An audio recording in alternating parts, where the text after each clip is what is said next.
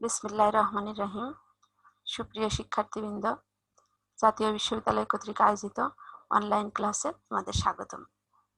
আশা করি তোমরা ভালো আছো। ইতিমধ্যে তোমরা জেনেছো করোনাকালীন সময়ে তোমাদের পাঠদান কার্যক্রম চলমান রাখার স্বার্থে জাতীয় বিশ্ববিদ্যালয় অনলাইন ক্লাসের উদ্যোগ গ্রহণ করেছে। তারই ধারাবাহিকতায় আমি রহিমা খাতুন, প্রভাষক, হিসাব বিজ্ঞান বিভাগ, সরকারি MM কলেজ যশোর, তোমাদের সাথে সংযুক্ত হয়েছি। আশা করি তোমরা আমার অনলাইন ক্লাসগুলো অনুসরণ করবে এবং স্বাস্থ্যবিধি মেনে নিজেদের পড়াশোনা চালিয়ে যাবে।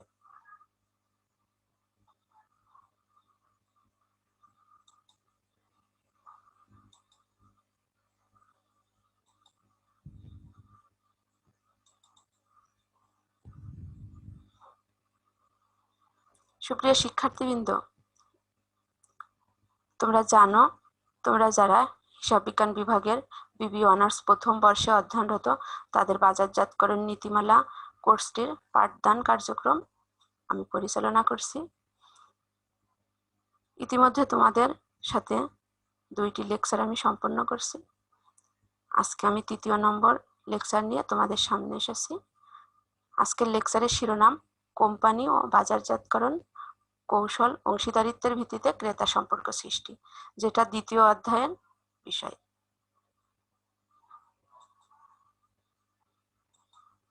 চলো যাই মূল আলোচনায়। দেখো আজকের শিক্ষণফল বা পাঠ্যসূচি কৌশলগত পরিকল্পনা, কৌশলগত পরিকল্পনার পদক্ষেপসমূহ বা স্তর বা প্রক্রিয়াসমূহ, কৌশলগত ব্যবসায় একক, বাজারজাতকরণ মিশ্রণের উপাদানসমূহ, 4PS 4CS বাজারজাতকরণ পরিকল্পনার উপাদানসমূহ, শর্ট বিশ্লেষণ, বাজারজাতকরণ বাস্তবায়ন, বাজারজাতকরণ বাস্তবায়ন প্রক্রিয়া।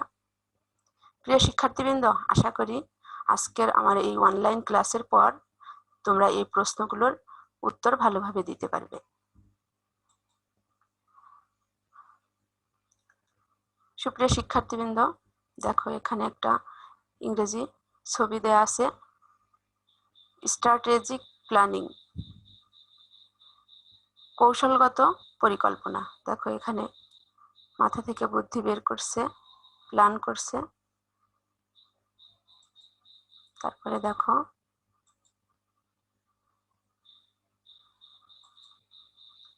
আজকের মূল বিষয় কৌশলগত পরিকল্পনা। তোমরা সবাই জানো যে কোনো কাজ পরিচালনা করতে আগে পরিকল্পনা করতে হয়। পরিকল্পনা ছাড়া কোনো কাজ সম্পন্ন করা যায় না। ইংরেজিতে একটি কথা আছে, planning is deciding in advance what is to be done in future. তার মানে ভবিষ্যতে তুমি কি করবে তার একটা অগ্রিম নকশাকেই পরিকল্পনা বলা হয়। সেক্ষেত্রে দেখো কৌশলগত পরিকল্পনাটা কি? কৌশলগত পরিকল্পনা হলো এমন একটি প্রক্রিয়া যার দ্বারা সংগঠনের লক্ষ্য সামর্থ্যের সাথে এর পরিবর্তনশীল বাজারজাতকরণ সুযোগসমূহ কৌশলগতভাবে উন্নয়ন ও ধারণ করতে পারে। তার মানে প্রতিষ্ঠানের একটা লক্ষ্য উদ্দেশ্য থাকে, সেই লক্ষ্য এবং উদ্দেশ্যের সাথে প্রতিষ্ঠানের সামর্থ্যের সংযোগ সাধনকেই কৌশলগত পরিকল্পনা বলা হয়। তার মানে তুমি যদি পরিকল্পনা করো কিন্তু কৌশল অ্যাপ্লাই না করো, তাহলে সেই পরিকল্পনাটা সফলতার মুখ দেখবে না। সেই পরিকল্পনায় অবশ্যই কিছু কৌশল বা টেকনিক অ্যাপ্লাই করতে হবে। দেখো স্ট্র্যাটেজিক প্ল্যানিং এর চিত্রগুলো তোমরা একটু ভালোভাবে দেখে নিও। সময় স্বল্পতার কারণে ডিটেলস বলা একটু কষ্টকর। দেখো যে স্ট্র্যাটেজিক প্ল্যানিং এর মধ্যে কি আছে, mission, vision, themes, goals, action plans, যে বিষয়গুলো একটু ক্লিয়ার করে দেখে নিও। এবার দেখো মূল আলোচনায় আসি, কৌশলগত পরিকল্পনার পদক্ষেপসমূহ বা স্তর বা প্রক্রিয়াসমূহ। আগেই বলছি যে কৌশলগত পরিকল্পনা হলো কোম্পানির লক্ষ্য ও উদ্দেশ্য অর্জনের জন্য কোম্পানির সামর্থ্য থাকে, যেটা সেই সামর্থ্যের সাথে সংযোগ সাধন, সমন্বয় সাধন। দেখো এখানে প্রথমটা কি, পদক্ষেপের প্রথম, কোম্পানির ব্রত বা মিশন সংজ্ঞায়িতকরণ। তোমরা সবাই জানো যে প্রতিটা কোম্পানি মিশন নিয়ে সামনে এগিয়ে যায়। সেই মিশন বা ব্রত আগে সংজ্ঞায়িতকরণ করবে। তার মধ্যে কি আছে দেখো, সীমিত সংখ্যক উদ্দেশ্য ও লক্ষ্য আগে থেকে সীমিত সংখ্যক উদ্দেশ্য লক্ষ্য ঠিক করবে, পরিবেশের সাথে সামঞ্জস্যপূর্ণ হবে। তোমরা সবাই জানো যে এখন পরিবেশবাদ আন্দোলনটা ব্যাপক জনপ্রিয়। পরিবেশকে বাদ দিয়ে কোনো কোম্পানি তার কার্যক্রম পরিচালনা করতে পারবে না, তাহলে সেই প্রতিষ্ঠানের ইমেজ নষ্ট হবে কিংবা প্রতিষ্ঠানটা কন্টিনিউ করতে পারবে না দীর্ঘদিন। তারপর দেখো নীতি ও ভ্যালুর উপর গুরুত্ব আরোপ। প্রতিটা কোম্পানি কিছু নীতি অনুসরণ করে থাকে। উদাহরণ হিসেবে বলা যায় বাটা কোম্পানি প্রাইসটা একটু বেশি হলেও তারা টেকসই জুতা তৈরি করবে, এটাই হলো তাদের নীতি। প্রতিটা কোম্পানি এরকম কিছু নীতি অ্যাপ্লাই করে যে প্রাইস যা হোক বেশি হোক একটু, তবুও ভালো মানের পণ্য উৎপাদন করবে। আবার কিছু কোম্পানি আছে সব শ্রেণীর ক্রেতার কথা মাথায় রেখে পণ্য উৎপাদন করে। তার মানে কোম্পানির গ্রোথ মধ্যে দেখো সীমিত সংখ্যক উদ্দেশ্য লক্ষ্য স্থির করবে, পরিবেশের সাথে সামঞ্জস্যপূর্ণ হবে, নীতি ও কোম্পানির ভ্যালুর প্রতি গুরুত্ব আরোপ করবে। এবার নাম্বার 2 দেখো পরিকল্পনার পদক্ষেপ সমূহ। কোম্পানির উদ্দেশ্য লক্ষ্য স্থিরকরণ। তার মানে এই পর্যায়ে এসে কোম্পানির উদ্দেশ্য লক্ষ্য স্থির করবে। আগে উদ্দেশ্য বা মিশন ঠিক করলো, তারপরে এসে স্থিরকরণ করবে। এই যে setting company objectives and goals. প্রথমে কি করলো, ডিফাইং দ্য কোম্পানি মিশন। এই যে ইংলিশটা একটু দেখে নিও। কোম্পানির ব্রথ মিশন সংজ্ঞায়িতকরণ করার পরে স্থির করলো। তার মানে দেখো যে এখানে কোম্পানি কি অর্জন করতে চায় সেটার একটা আনুষ্ঠানিক বিবৃতি দিল। তারপরে কোম্পানি যেটা অর্জন করতে চায় সেটা কত বছরে অর্জন করতে চায় তার ধারাবাহিকতায় একটু একটু করে কাজ শুরু করলো, স্টার্ট করলো, লক্ষ্য ও উদ্দেশ্য স্থির করলো। তারপরে দেখো কি আছে number 3, designing the business portfolio. পরবর্তীতে দেখি যে ডিজাইনিং দ্য বিজনেস পোর্টফোলিও অর্থাৎ ব্যবসায় পোর্টফোলিওর নকশা প্রণয়ন। সবাই জানো যে কোনো কাজ বাজারজাতকরণের ক্ষেত্রেই বলো সেই নকশা প্রণয়ন করতে হয় আগে থেকে। নকশা প্রণয়নের প্রথম পয়েন্ট কৌশলগত ব্যবসায় একক চিহ্নিত করা। তার কৌশলগত ব্যবসায় একক হলো SBU, স্ট্র্যাটেজিক বিজনেস ইউনিট। দেখো জিনিসটা কি, স্ট্র্যাটেজিক বিজনেস ইউনিট হলো একটি প্রতিষ্ঠানের বা সংগঠনের পৃথক পরিচালনা একক। একটি কোম্পানির কোনো স্বতন্ত্র বিভাগ বা বিভাগের অন্তর্ভুক্ত একটি পণ্য সারির অথবা কখনো কখনো একটি পণ্য বা ব্র্যান্ডকে SBU বলে। উদাহরণ হিসেবে দেখো যে ইউনিলিভার কোম্পানি হুইল, লাক্স সাবান, সার্ফ এক্সেল প্রায় একই ক্যাটাগরির পণ্য বিভিন্ন নামে উৎপাদন করছে। যে কৌশলগত ব্যবসায় একক, এটাই হলো এই SBU। আলাদা করে চিহ্নিত করা। কৌশলগত ব্যবসায় এককগুলো এবার মূল্যায়ন করতে হবে। আগে চিহ্নিত করা হলো, এবার একক মূল্যায়ন। কৌশলগত ব্যবসায় একক মূল্যায়নের 2টি জনপ্রিয় পদ্ধতি হলো number 1 the Boston consulting group, সংক্ষেপে BCG অ্যাপ্রোচ বলা হয়। দ্য জেনারেল ইলেকট্রিক অ্যাপ্রোচ, সংক্ষেপে GE অ্যাপ্রোচ বলা হয়। দেখো এই যে business unit, product and market level, এই পর্যায়ে এসে প্ল্যানিং করবে, marketing and other functional strategy গ্রহণ করবে। তারপরে দেখো পরবর্তীতে যাই যে স্ট্র্যাটেজিক বিজনেস ইউনিটের একটা ইংরেজি ছবি দেওয়া আছে, দেখে নিও। তারপরে আমরা দেখি যে এই দুইটাই অ্যাপ্রোচ খুবই জনপ্রিয়, BCG অ্যাপ্রোচ আর GE অ্যাপ্রোচ। আমরা প্রথমে BCG অ্যাপ্রোচ সম্পর্কে একটু আলোচনা করি। দ্য বোস্টন কনসাল্টিং গ্রুপ অ্যাপ্রোচটা কিভাবে প্রতিষ্ঠান পরিচালনা করে কিংবা কি অ্যাপ্লাই করে, প্রবৃদ্ধি শেয়ার ম্যাট্রিক্স, আর আছে SBU কৌশলসমূহ, স্ট্র্যাটেজিক বিজনেস ইউনিট কৌশলসমূহ। দেখো কি আছে, stars, cash cows, question marks, dogs. SBU কৌশলসমূহ দেখি একটা চিত্রের মাধ্যমে আমরা আলোচনা করার চেষ্টা করি। স্ট্র্যাটেজিক বিজনেস ইউনিট, এই যে একটা ইংরেজি চিত্র দেওয়া আছে, এটা দেখো আর এটা থেকে আমরা আলোচনা করি। দেখো এখানে চিত্রের এই অক্ষে মার্কেট গ্রোথ, তার মানে বাজার প্রবৃদ্ধি, আর এই অংশে মার্কেট শেয়ার বাজার শেয়ার এর কথা বলা আছে। দেখো একটা কোম্পানির পণ্য বা সেবা যখন এই স্টার্স পজিশনে থাকে তখন দুইটা এই মার্কেট শেয়ার এবং মার্কেট গ্রোথ রেট দুইটাই, তার মানে বাজার শেয়ার এবং বাজার প্রবৃদ্ধির হার দুইটাই যখন সর্বোচ্চ থাকে বা উচ্চ মানসম্পন্ন থাকে তখন সেই পণ্য বা সেবা স্টার্সে রূপান্তরিত হয়। তার মানে প্রতিষ্ঠানের সব থেকে ভালো অবস্থান হলো স্টার্স, আর সব থেকে খারাপ অবস্থানে আছে দেখো ডক্স। মার্কেট শেয়ার লো, মার্কেট গ্রোথ লো। তার মানে প্রতিষ্ঠানের বাজার শেয়ার এবং বাজার প্রবৃদ্ধির হার দুইটাই যখন সর্বনিম্ন পর্যায়ে থাকে তখন সেটাকে আমরা ডক্স হিসেবে অভিহিত করি। দেখো এই টার্মগুলা ইংলিশের, stars, dogs, cash cows, question marks. এবার আমরা আসি দেখো ক্যাশ কাউস। ক্যাশ কাউজে মার্কেট শেয়ার হাই আর মার্কেট গ্রোথ রেট লো। তার মানে প্রতিষ্ঠানের বাজার শেয়ার যখন উচ্চ কিন্তু বাজার প্রবৃদ্ধির হার যখন লো তখন সেটাকে আমরা ক্যাশ কাউজ হিসেবে অভিহিত করছি। আর ক্যাশ কোশ্চেন মার্কস, কোশ্চেন মার্কসটা কি? বাজার শেয়ার কম কিন্তু বাজার প্রবৃদ্ধির হার বেশি, সেটা হলো কোশ্চেন মার্কস। দেখো এর আগে একটু ব্যাকে যাই। এই যে প্রবৃদ্ধি শেয়ার ম্যাট্রিক্সের মধ্যে আছে কি stars, cash cows, question marks, dogs, যেগুলো আমরা চিত্রের মাধ্যমে ব্যাখ্যা করলাম। এবার দেখো এসবিইউ কৌশল সমূহ: নির্মাণ করা, ধরে রাখা, ফসল তোলা, পরিহার করা। তার মানে নির্মাণ করা বলতে যে প্রতিষ্ঠানে আরো বেশি পরিমাণে অর্থ বিনিয়োগ করো, নির্মাণ করে যাও, বিল্ড আপ করো।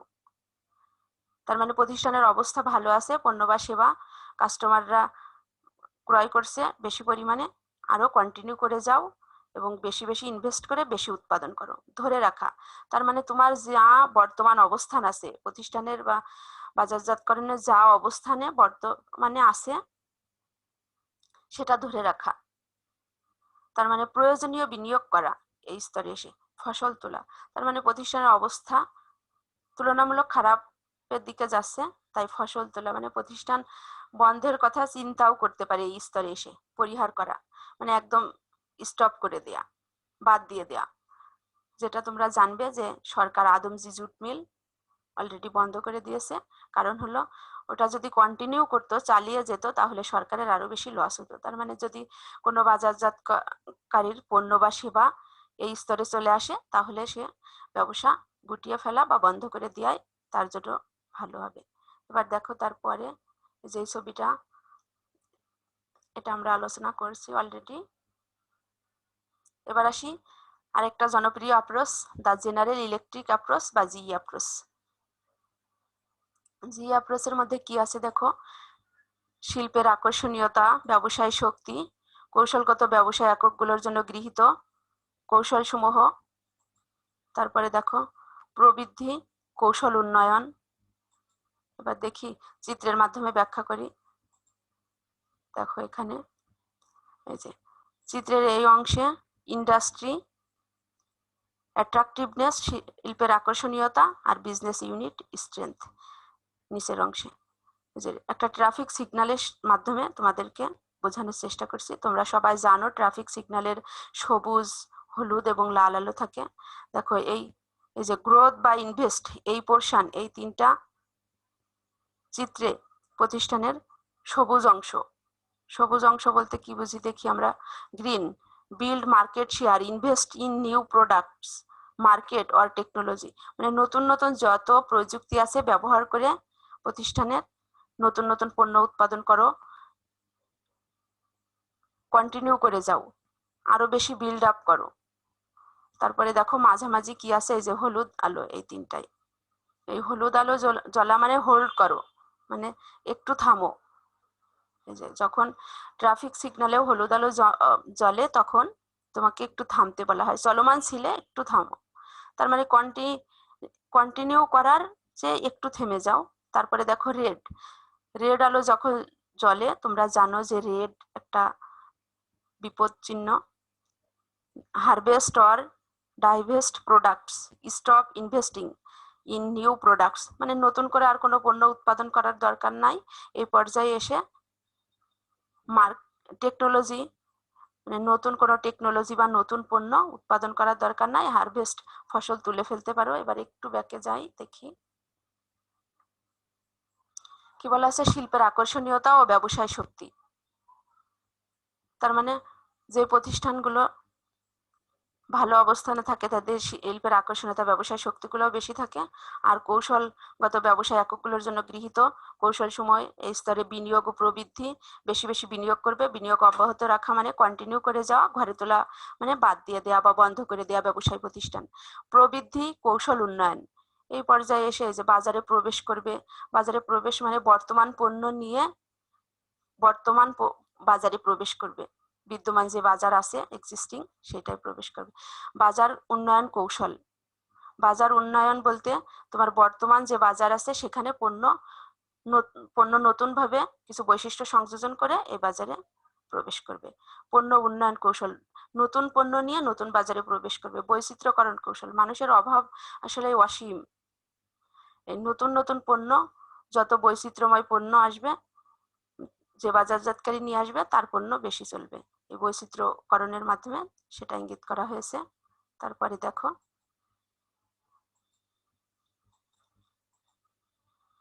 তাহলে এই বিসিজি অ্যাপ্রোচ এবং জি অ্যাপ্রোচ সম্পর্কে কনসেপ্ট ক্লিয়ার। এবার আমরা চলে যাই পরবর্তীতে। এতক্ষণ আমরা আলোচনা করছি যে ভীষণ, ব্রত বা মিশন। তা এখন এই বিষয়টা দেখো একটু, মিশন এবং ভীষণ। ভীষণ তোমরা অলরেডি জেনে থাকবে যে বর্তমান সরকার ভিশন 2021 নামে একটা প্রকল্প এর কথা বলছে। সেটা হলো তোমার যে 2021 সালে কেমন বাংলাদেশ দেখতে চাও তোমরা, যে ক্ষুধামুক্ত, পরিবেশ দূষণ মুক্ত একটা সোনার বাংলাদেশ দেখতে চাই সবাই।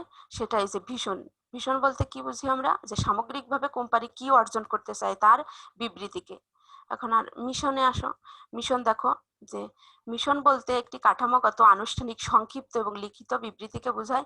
এই বিবৃতিতে কোম্পানির উদ্দেশ্য, লক্ষ্য, গ্রাহক, স্টেক হোল্ডার, পণ্য, সেবা এবং সংশ্লিষ্ট বিষয়গুলোর দিক নির্দেশনা থাকে। তার মানে মিশনটা অ্যাকশন, কাজে লেগে গেলে। তুমি একটা প্রতিষ্ঠানের বিক্রি বৃদ্ধির কথা ভাবলে এই ভীষণে, আর এখানে তুমি যে তাহলে 5 বছরের মধ্যে প্রতিষ্ঠান সেই টার্গেটে পৌঁছানোর জন্য 20% বিক্রি বৃদ্ধি করবে, 10 বছরের মধ্যে 50% বৃদ্ধি করবে। 10 বছর পরে কিংবা 20 বছর পরে দেখা গেল প্রতিষ্ঠান তার ভীষণে পৌঁছালো। এবার দেখো পরবর্তী টপিকস, বাজারজাতকরণ কৌশল উন্নয়ন। তার মানে অলরেডি বলছি তোমাদের যে বাজারজাতকরণ করতে গেলে কিছু কৌশল ব্যবহার করতে হয়, সেই কৌশলটাকে আবার উন্নয়ন করতে হয়। যে কোনো কিছুই যদি তুমি দীর্ঘদিন চালিয়ে যেতে চাও তাহলে একটা জিনিস দিয়ে কন্টিনিউ করা সম্ভব না, সেটাকে প্রতিনিয়ত ডেভেলপ করতে হয়।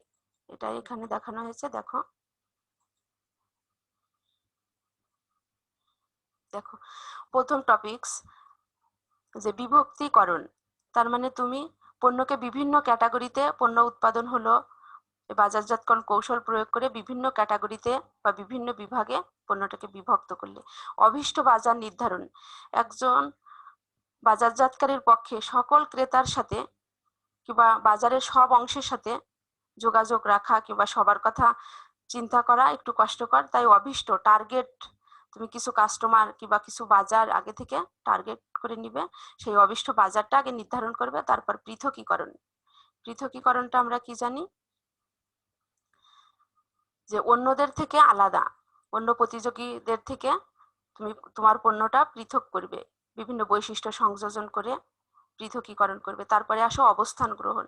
তার মানে বাজারে তোমার অবস্থানটা গ্রহণ করবে এই স্তরে এসে, এবং এই অবস্থানটা ধরে রাখার জন্য তুমি প্রতিনিয়ত গবেষণা কার্যক্রম, তোমার পণ্যের উন্নয়ন, পণ্যের গুণগত মান উন্নয়ন, নতুন নতুন বৈশিষ্ট্য সংযোজন, এগুলা এই অবস্থান গ্রহণে করবে।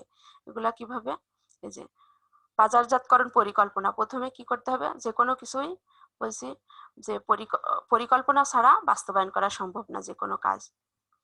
তা পরিকল্পনাটা হলো যে আগে তুমি ঠিক করে নিবে যে ভবিষ্যতে কি করবে।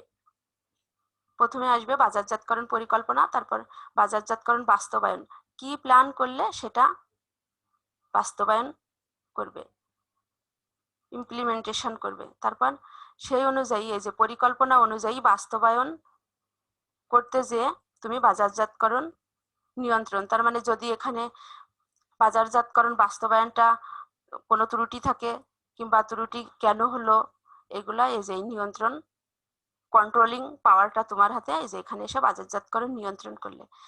তারপর বাজারজাতকরণ বিশ্লেষণ, এখানে এসে তুমি কাস্টমারদের সাথে সরাসরি ফিল্ডে যেয়ে বাজার থেকে তথ্য সংগ্রহ করে বাজার বিশ্লেষণ করলে। তার মানে এই সবগুলো বিষয়ই এই বাজারজাতকরণ কৌশল উন্নয়নের বিষয়। তোমাকে যদি বাজারজাতকরণ কৌশল উন্নয়ন করতে হয়, এই প্রতিটা পয়েন্টেই তোমাকে টাচ করতে হবে।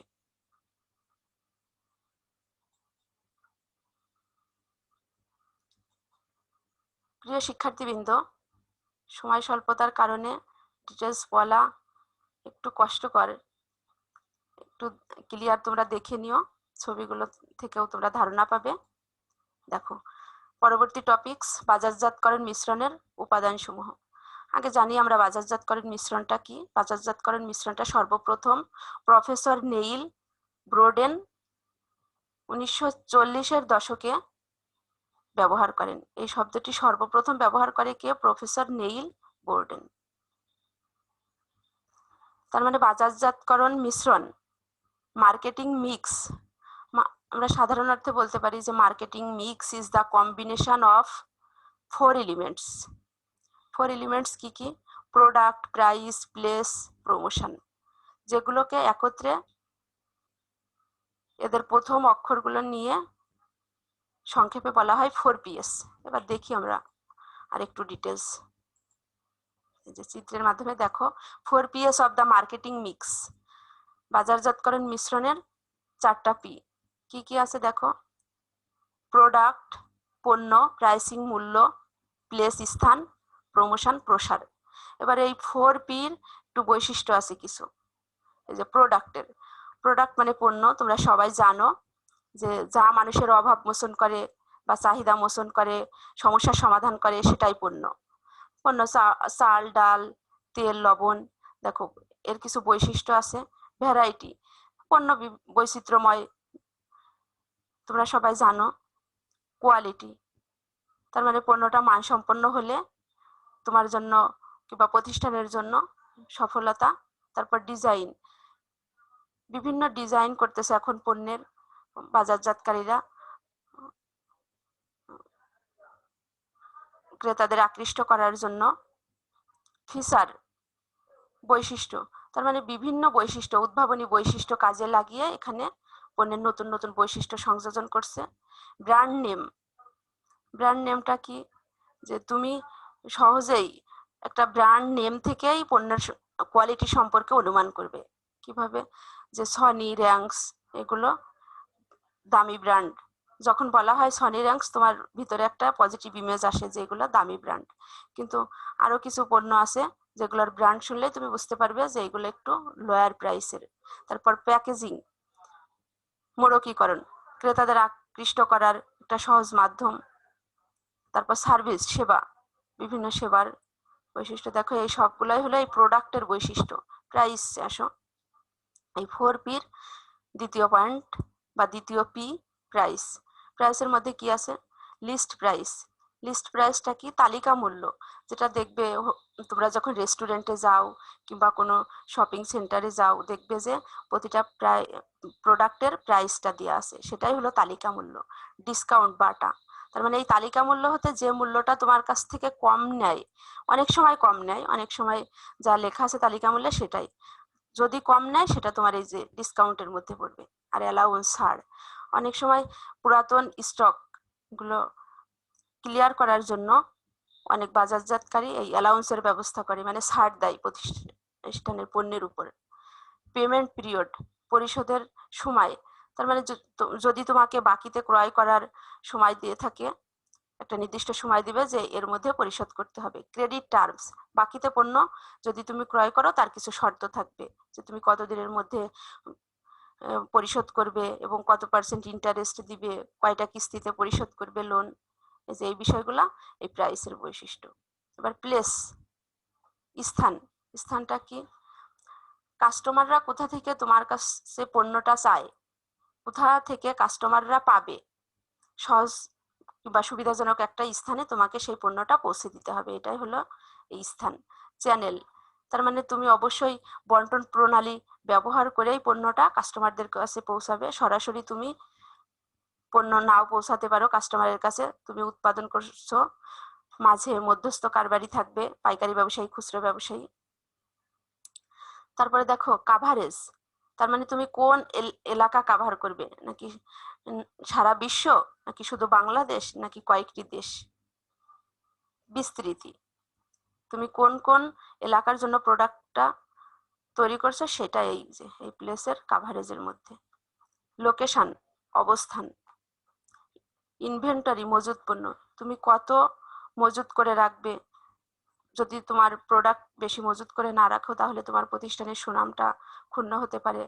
আবার খুব বেশি মজুদ করে রাখলেও তোমার মূলধন ওখানে আটকে যাবে। তাহলে একটা মাঝামাঝি অবস্থানে তোমাকে থাকতে হবে। ট্রান্সপোর্টেশন, পরিবহন, তারপর পরিবহনের মাধ্যমেই তুমি মূলত কাস্টমারদের কাছে পণ্যটা পৌঁছাবে।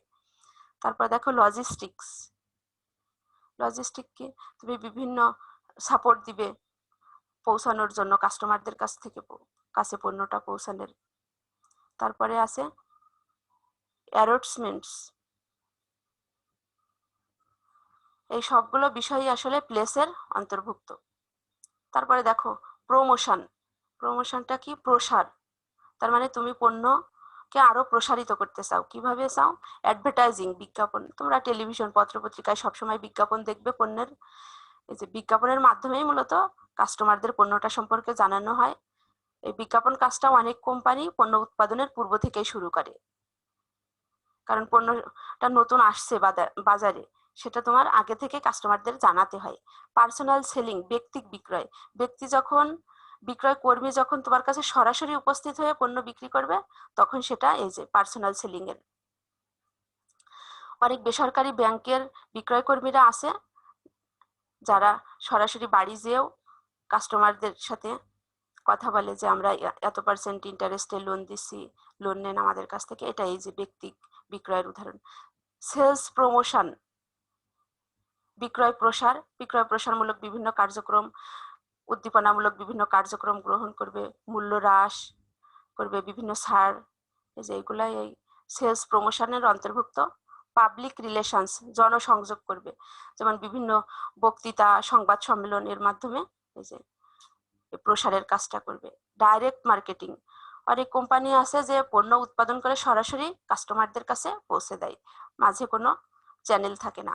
যে সবগুলো বিষয় এই প্রমোশনের অন্তর্ভুক্ত। আর এই দেখো প্রোডাক্ট, প্রাইস, প্লেস, প্রমোশন, এইটাই এই 4P। তার পরবর্তীতে এই যে 4Pর কিছু ছবি তোমাদের জন্য আছে, একটু দেখে নিও। যে এখানেও আছে মার্কেটিং মিক্স, বাজারজাতকরণ মিশ্রণের 4P, ছবিগুলো দেখে নিও।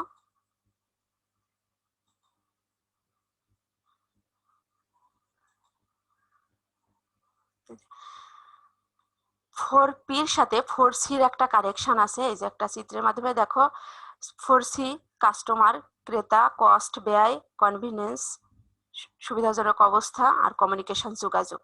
এবার দেখো যে এটাও একটা চিত্র, একটু দেখে নিও। কানেক্টস 4PS উইথ 4PC,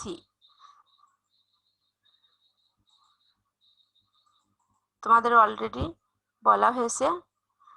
বিক্রেতার দৃষ্টিকোণ থেকে যেখানে বাজারজাতকরণ মিশ্রণকে 4PS দিয়ে সূচিত করা হয়, বিক্রেতার দৃষ্টিকোণ থেকে 4PS, আর কাস্টমারের দিক থেকে, ক্রেতার দিক থেকে 4CS। যেটা দেখো প্রোডাক্ট, প্রোডাক্ট বিক্রেতার দিক থেকে প্রোডাক্ট, পণ্য, আর কাস্টমারের দিক থেকে কাস্টমার সলিউশন, তার মানে কাস্টমারের সমস্যা সমাধান করছে। এই প্রোডাক্টটাই কাস্টমার সমস্যার সমাধান করছে, অভাব পূরণ করছে। তার মানে প্রোডাক্ট, পণ্য, কাস্টমার সলিউশন, এই যে এই পির সাথে এই সিটা মিল। তারপর প্রাইস, প্রাইসটা কি, তোমার কোম্পানির জন্য যেটা মূল্য সেটাই কাস্টমারের জন্য ব্যয়। তার মানে কাস্টমার, তুমি যে মূল্যটা নির্ধারণ করলে সেটাই কাস্টমার সেই অর্থ ব্যয় করে সেই প্রোডাক্টটা পাচ্ছে। এবার প্লেস, তুমি যেখানে পণ্য পৌঁছালে কাস্টমার সেই সুবিধাজনক স্থান থেকে পণ্যটা ক্রয় করলো, কনভিনিয়েন্স।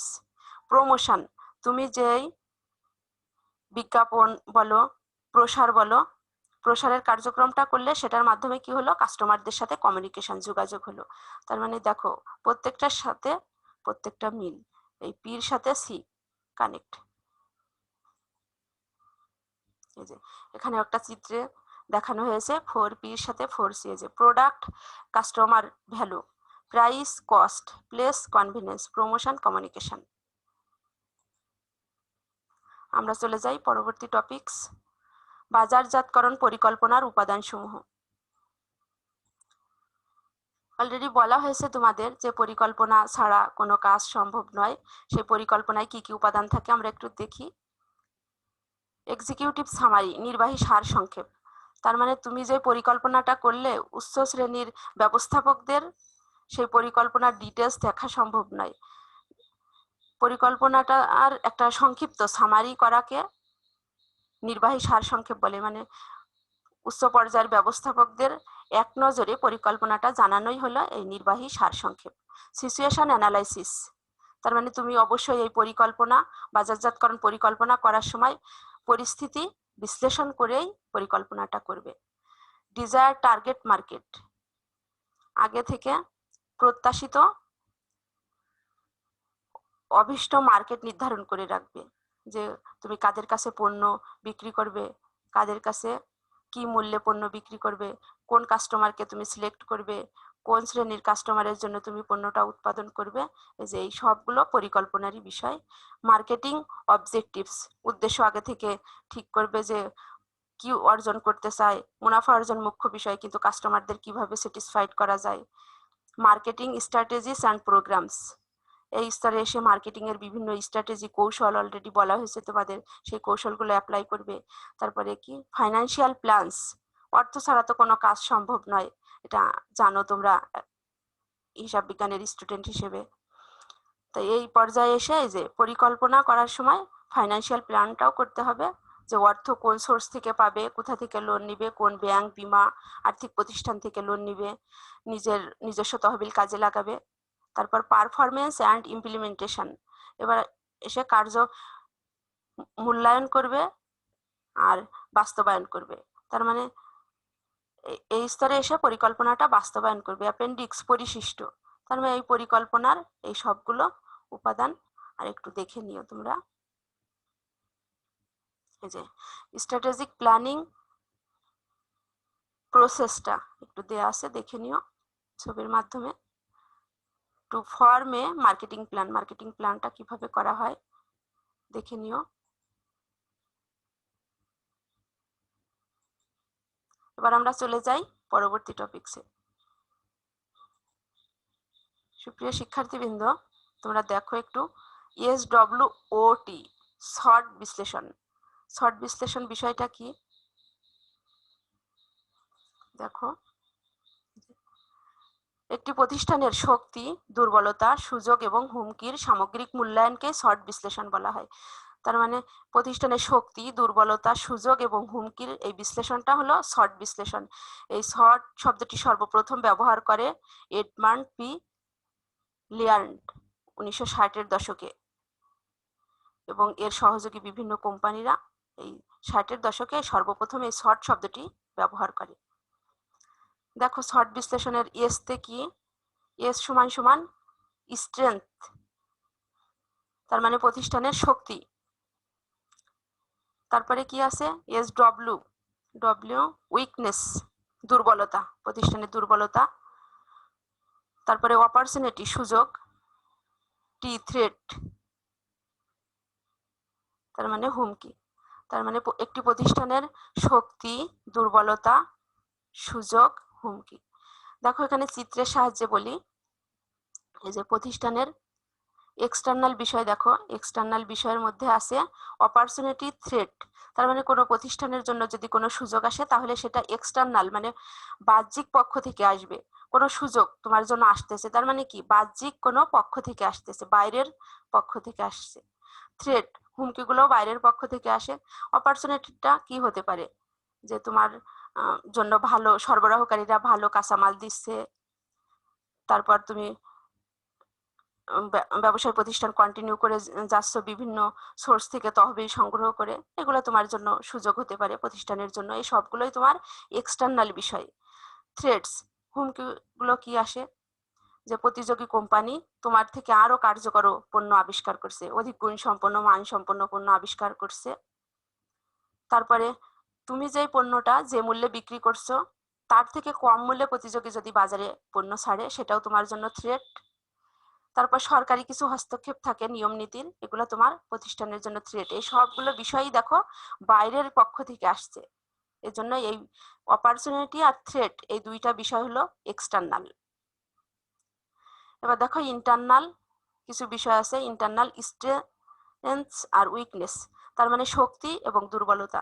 শক্তিটা কি? তোমার প্রতিষ্ঠানের গুডউইল আছে, কিছু উদ্ভাবনী বৈশিষ্ট্য সম্পন্ন ব্যক্তি আছে, দক্ষ ম্যানেজার আছে, এগুলো তোমার প্রতিষ্ঠানের জন্য স্ট্রেংথ। তোমার বেশি তহবিল আছে, ফান্ড আছে। আর উইকনেস, যদি এই স্ট্রেংথ গুলোর কোনোটা ঘাটতি থাকে, সেটাই তোমার জন্য উইকনেস। তোমার দক্ষ বাহিনী নাই, দক্ষ শ্রমিক কিংবা দক্ষ কর্মচারী নাই, সেইগুলাই হলো উইকনেস। এই দেখো স্ট্রেংথ উইকনেস দুইটা বিষয়ই কিন্তু তোমার ইন্টারনাল অরিজিন, তার মানে অভ্যন্তরীণ বিষয়। তাহলে ক্লিয়ার? তার মানে এই দুইটা হলো প্রতিষ্ঠানের জন্য হেল্পফুল, ইয়েস এবং ও, আর হার্মফুল উইকনেস এবং থ্রেট। তোমরা জানো দুর্বলতা এবং হুমকি প্রতিষ্ঠানের জন্য খারাপ, আর উপকারী কোনটা? স্ট্রেংথ এবং অপরচুনিটি, তার মানে শক্তি এবং সুযোগ। আশা করি তোমরা বুঝতে পারছো। কিছু চিত্র দেয়া আছে, দেখে নিও একটু।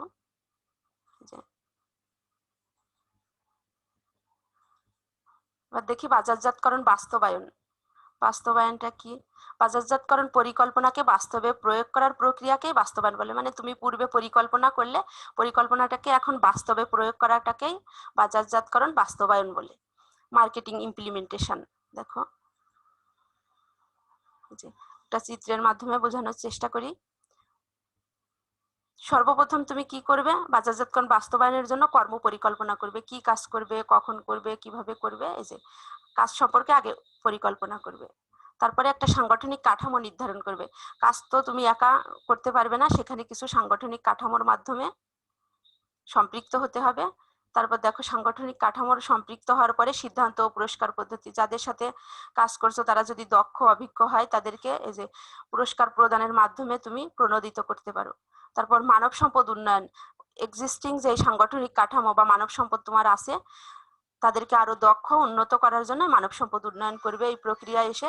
তারপরে ব্যবস্থাপকীয় পরিবেশ ও কোম্পানির সংস্কৃতি, তার মানে কোম্পানি, তুমি ব্যবস্থাপকীয় পরিবেশটা, এখন জানো যে সবাই পরিবেশ সচেতন, তাই পরিবেশের উপর গুরুত্ব দিবে। এবং ব্যবস্থাপকীয় পরিবেশ মানে প্রতিষ্ঠানের ব্যবস্থাপক এবং অন্য সহকর্মীদের সাথে ভালো সুসম্পর্ক বজায় রাখা, আর কোম্পানির সংস্কৃতির সাথেও মানানসইভাবে চলা।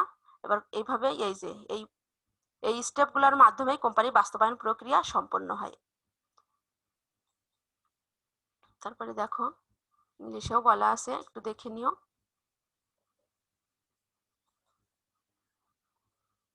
তারপর দেখো তোমাদের জন্য কিছু অনুশীলনের ব্যবস্থা করা আছে। সময় স্বল্পতার কারণে সব বলা সম্ভব হয় না, এজন্য তোমরা একটু বেশি বেশি অনুশীলন করবে বাসায়। আশা করি আমার এই অনলাইন লেকচারগুলোর মাধ্যমে তোমরা উপকৃত হবে। দেখো এর আগের ক্লাসগুলো আমি বলেছি যে তোমাদের এই যে তথ্য সূত্রগুলো, এই যে বিভিন্ন জায়গায় এই যে principles of marketing, Philip Kotler and Gary Armstrong. Marketing এর জনককে তোমরা জানো অলরেডি, যে ফিলিপ কটলার মার্কেটিং এর জনক। যে আসলে এই তথ্যগুলো সব এই ফিলিপ কটলার মূলত ইংরেজি রাইটার, বিদেশি লেখক। তারপর দেখো এই যে সোর্স দেয়া আছে। তারপর তোমরা ইতিমধ্যে জানো যে গুগল থেকে সার্চ দিলে সব বিষয়ে চলে আসে, এমনকি তুমি কি জানতে চাও সেটা লিখে সার্চ দিলেও চলে আসে। এবং জব রিলেটেড কিছু বিষয়ও তোমরা প্রিপারেশন নিতে থাকো, কারণ বর্তমান যুগ প্রতিযোগিতার যুগ। সে প্রতিযোগিতায় তোমাকে মোকাবেলা করেই সাকসেসে যেতে হবে। সেজন্য এই বিষয়গুলো একটু নজর দিবে সব সময়।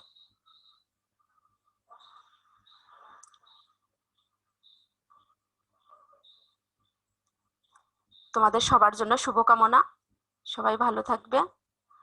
পরবর্তী ক্লাসে কথা হবে ইনশাল্লাহ।